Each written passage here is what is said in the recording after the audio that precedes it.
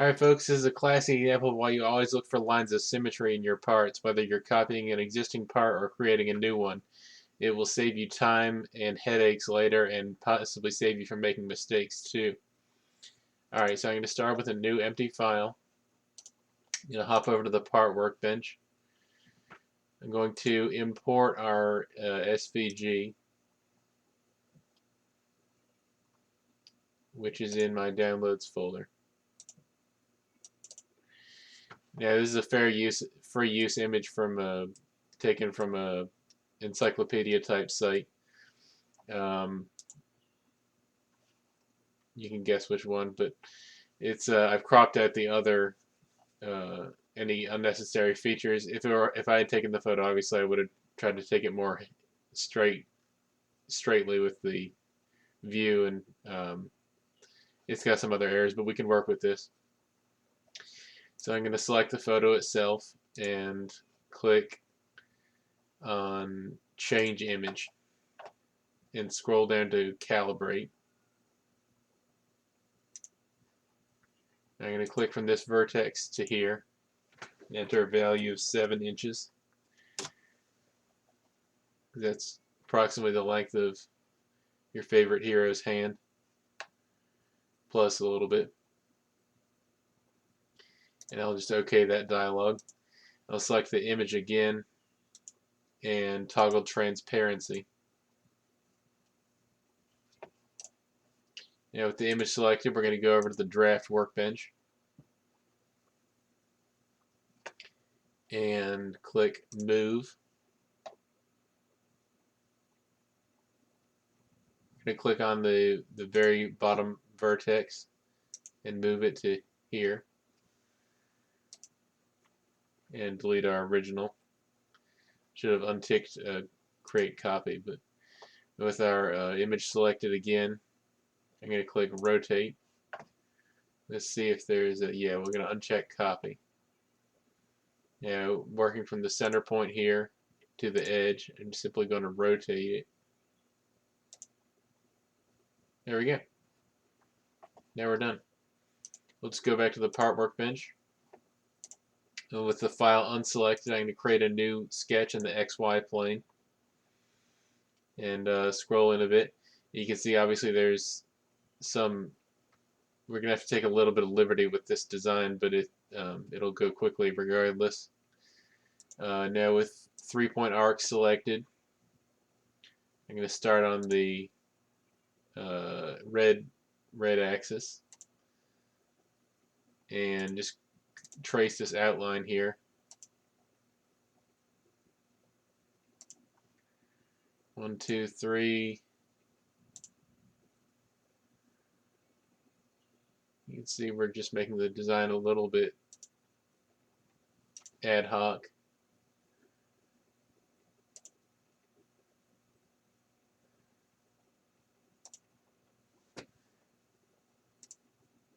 And then this last arc will just constrain to the green axis. Now we'll zoom in on this a bit. Click on our arc and our green line and click perpendicular.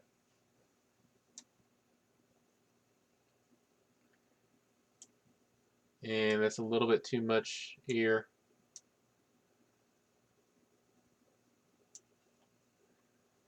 That should get us down the road. You make that a little taller. Alright, now let's add a simple line to close the sketch.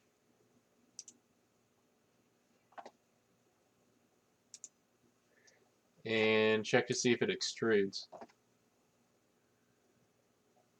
We're not fully constraining it because we really don't need to. We're just going to extrude it 2 millimeters in one direction and not symmetric. Now we can turn off our original image, and we have to add our razor sharp micro serrated edges. And to do that, we're just going to click on the vertex and the line and click normal to edge. Make sure you have those two selected. Now we're going to view our section just to see where we are here. and you're going to create a polyline and just sketch it out in free space. Don't constrain it to anything. You really don't need to. This is not precise work. Your kid's going to love it regardless. And just so it nips that edge,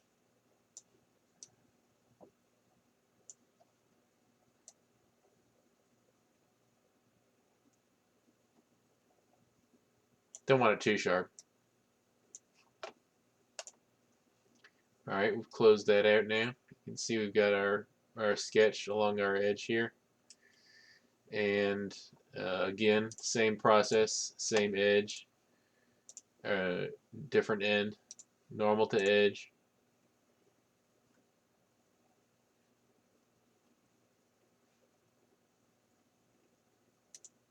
We're going to view our section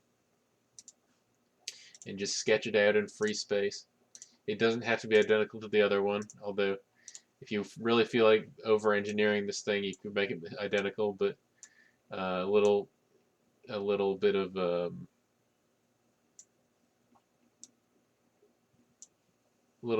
abnormality can be a good thing. Now you can see this sketch does not cut all the way through the edge. We're going to alter our attachment offset in the Z direction because we're working with the Z direction of the sketch. So we're going to scroll that down until we're free and clear. Let's make it 10 millimeters. And that'll satisfies FreeCAD totally. 2 more sketches to go and we're just about done. Clicking on our vertex and upper edge, normal to edge.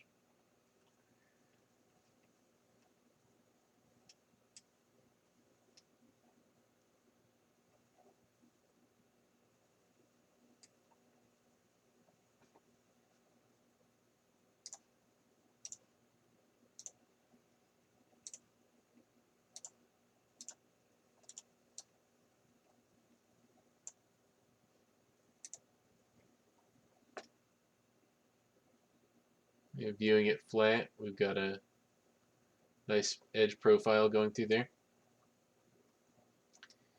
And one more, clicking on our vertex and our edge, normal to edge.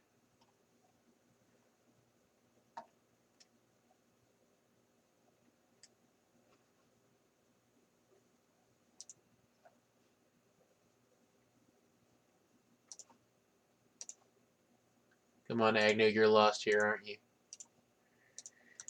Alright.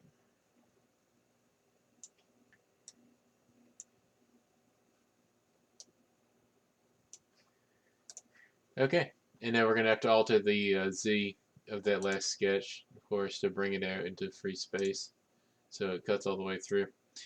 You'll see what that's about in a second. We're going to sweep sketch sketch 001 and 002, and our sweep path is top edge. We're creating it, make sure create solid is checked and frenet is checked. And one more sweep. Sketch 003, sketch 004. Sweep path is the top edge. Done. The sweep tool is pretty strong in FreeCAD, honestly. Alright, this might create an error. So you see the sweep path did not fully cover go from one sketch to the other. It doesn't care. It works anyway. It's a nice tool. So I'm going to go back into sketch 003 and alter its Z offset to cover that edge fully, just to make sure we're totally out of the water. And actually on this one also.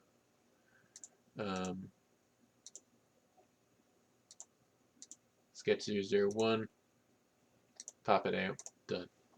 Alright.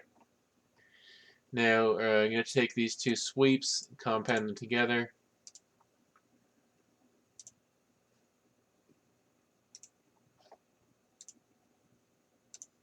I click on our extrude and then control select our compound perform a Boolean cut, and of course we need to hide our 4 sketches. Alright, so you can dress this up any more you want to, but